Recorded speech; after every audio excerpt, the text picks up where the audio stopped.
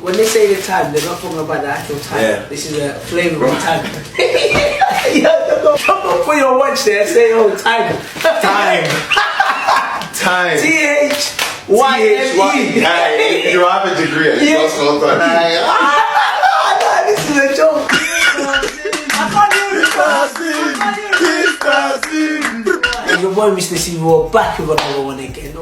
Here, I've got one of those demons, those people that had degrees in the university lifestyle. I saw there was a talent of cooking jollof rice, which I didn't just want him to just be cooking it for all these girls when all they do is say thank you, thank you. We wanted him to utilize it, to be able to show off people. This could be a skill that you can learn. Now, if you don't know what jollof rice is, yeah?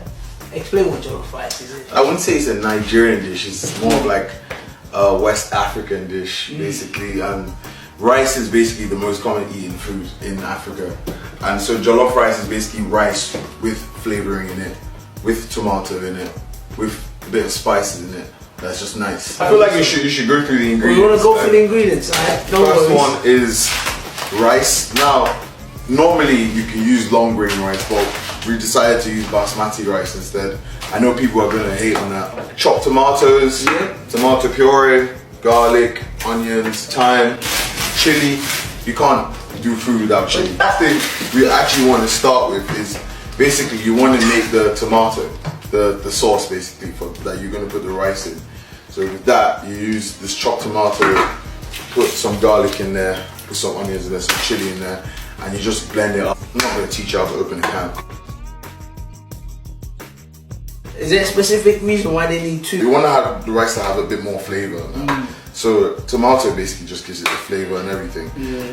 But if you put less tomato in there, the rice wouldn't be as red. I didn't even know that. Yeah, bro. I can cook, but I can't cook jollof rice. When you tell all these girls that you chill with, that you're taking them on dates, so what do you do? What do you mean? What's restaurant for?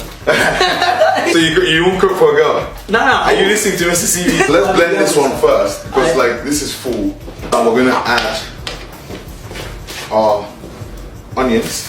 You can't go wrong with cooking because no girl can do shakara for you. Garlic, literally every food that you make. All these ones say they're demons. They're angels, man. Never done any go wrong. And that's it, man. That's how we should be. Never done any go wrong. They're all queens. Is adding the garlic bread. Garlic bread. So this is the last coat with garlic. Tomato as well. Oh, tomato. Pepper, sorry.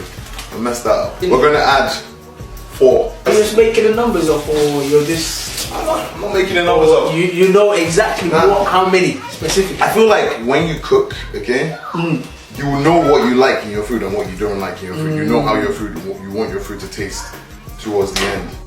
1, 2, 3, 1 more. Actually, we'll add 1 more for good luck. Good luck, Jennifer. It's the CV. What are you doing next? Put it all in here.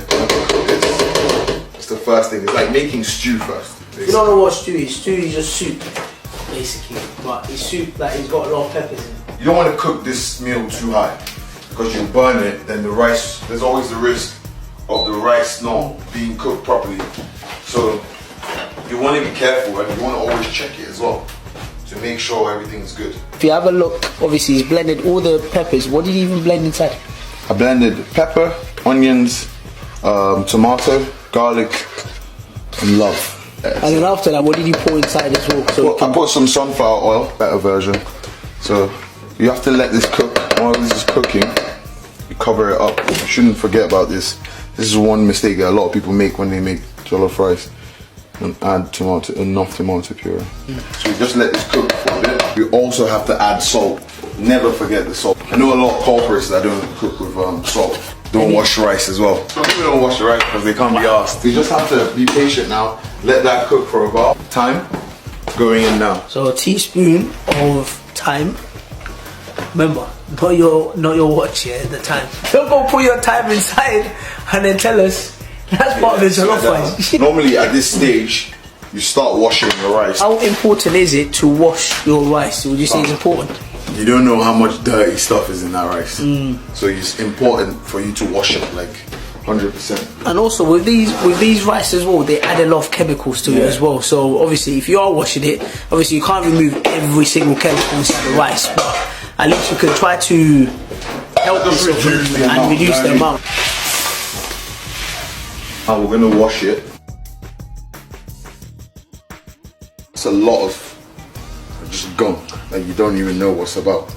So you want to try and make that water, as much as you're washing it, you want to make that water clear every time.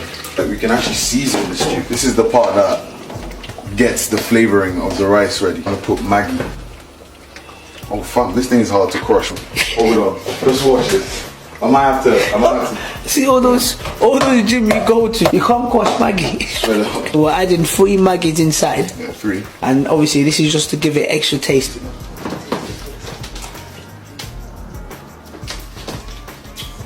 So you can see the flavour is coming on. Wow. It's coming on good. Nah, the flavour is nice, but we're gonna cook the rice at the same time, or?